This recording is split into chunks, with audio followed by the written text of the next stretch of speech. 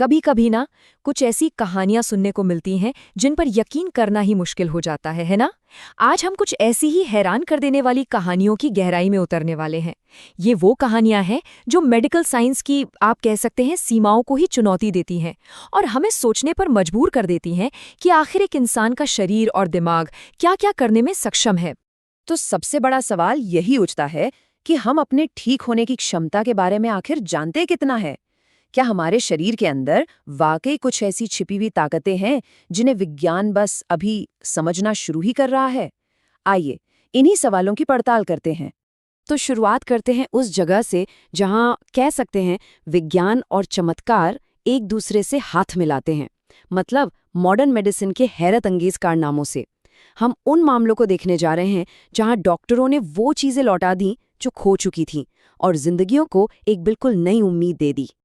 अब जरा इस तस्वीर को देखिए। पहले एक ऐसी आंख जो ग्रैन्युलर डिस्ट्रॉफी नाम की बीमारी से पीड़ित थी, मतलब एक ऐसी हालत जिसने आंखों की रोशनी लगभग छीन ही ली थी। और फिर बाद की तस्वीर, एक स्ट्रोमल ट्रांसप्लांट के सिर्फ 2 हफ्तों के अंदर वही आंख बिल्कुल साफ है। ये मेडिकल साइंस की अविश्वसनीय ताकत का एक जीता जागता सबूत है। और देखिए, ये सिर्फ रोशनी वापस पाने से कहीं ज्यादा बड़ी बात है।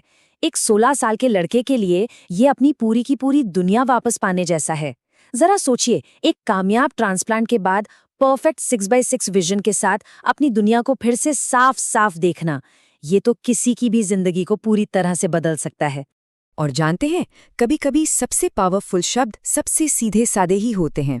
पॉल, जो केराटोकोनस नाम की बीमारी से जूझ रहे थे, उन्होंने अपने ट्रांसप्लांट के बाद के एहसास को बस इन चंद शब्दों में बयां कर दिया, मेरी जिंदगी बदल दी। इससे ज्यादा सच्चा और गहरा शायद ही कुछ हो। लेकिन ये कहानी सिर्फ आंखों तक ही सीमित नहीं है। कीमोथेरेपी जैसे इलाजों ने आरव, प्रिया और राजेश जैसे न जाने कितने लोगों को कैंसर के आखिरी स्टेज से भी बाहर निकाला है।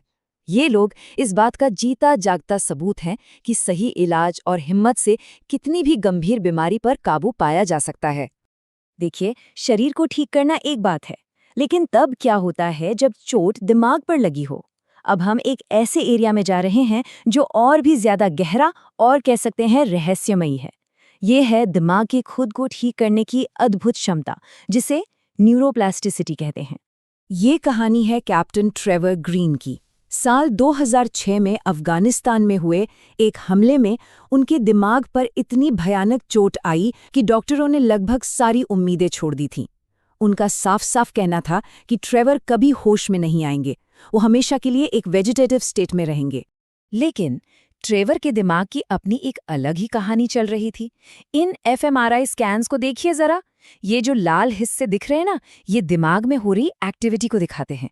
3 सालों के अंदर ये एक्टिविटी कई गुना बढ़ गई। ये इस बात का एकदम सीधा सबूत था कि उनका दिमाग खुद को दोबारा जोड़ रहा था, मतलब खुद को ठीक कर रहा था। और इसे साबित करने के लिए हमारे पास नंबर्स भी हैं। पहले साल दिमागी एक्टिविटी का लेवल था सिर्फ 4.8। तीसरे साल तक जानते हैं कितना हो गया? ये बढ़कर 20.0 पर पहुंच गया। ये कोई अंदाजा नहीं है, बल्कि चोट लगने के सालों बाद दिमाग के ठीक होने का एक पक्का वैज्ञानिक सबूत है। और ये सारी तरक्की सिर्फ दिमाग के स्कैन्स तक ही नहीं थी। 2010 में वो सिर्फ सहारे से खड़े हो पा रहे थे, लेकिन 2013 तक वो चल रहे थे। जी हाँ, चल रहे थे। ये वो चीज थी जिसे डॉक्टरों ने नामुमकिन करार दे दिया था, लेकिन ट्रेवर के दिमाग ने इसे मुमकिन कर दिखाया। तो ये बात सोचने पर मजबूर करती है कि अगर दिमाग खुद को इस तरह से ठीक कर सकता है, तो क्या कोई भी चोट वाकई में परमानेंट या स्थायी होती है? और यही सवाल हमें इस सफर के सबसे ज्यादा हैरान कर देने वाले हिस्से की तरफ ले जाता है। अब हम उन मामलों की बात करने वाले हैं जो चेतना यानी कॉन्शियसनेस के बारे में हमारी हर समझ को चुनौती देते हैं। ये वो कहानियां हैं जहां मन मौजूद था तब भी, जब शरीर पूरी तरह से खामोश हो चुका था। ये हैं जुआन टोरेस। सिर्फ 19 साल की उम्र में दिमाग पर एक बहुत गहरी चोट लगने के बाद उन्हें वेजिटेटिव स्टेट में घोषित कर दिया गया। मतलब बाहर से देखने पर ऐसा लगता था जैसे उनके अंदर चेतना की कोई चिंगारी बची ही नहीं है। लेकिन जुआन की कहानी यहीं खत्म नहीं हुई। ठीक होने के बाद उन्होंने एक ऐसी सच्चाई का खुलासा किया जिसने सबको हिला के रख दिया। उन्होंने कहा, मैं अपने ही शरीर में एक कैदी था। वो सब कुछ सुन सकते थे, सब कुछ समझ सकते थे, पर किसी भी तरह से जवाब नहीं दे सकते थे। और वो ये बात साबित भी कर सकते थे।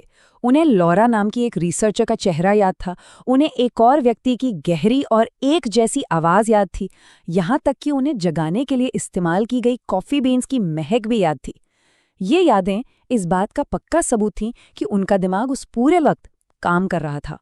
और बात यहाँ से और भी ज्यादा हैरतअंगेज हो जाती है। एक ऐसी घटना है जिसे पैराडॉक्सिकल लुसिडिटी कहा जाता है। जरा सोच कर देखिए, कोई ऐसा इंसान जो डिमेंशिया की वजह से सालों से किसी से बात नहीं कर पाया, वो अचानक बिल्कुल साफ साफ बातें करने लगे। अब जरा इन आंकड़ों पर नजर डालिए। इस तरह की दिमागी रोशनी के एक पल से ठीक पहले इनमें से 66% मरीज या तो पूरी तरह से बेहोश थे या किसी भी बात का कोई जवाब नहीं दे रहे थे।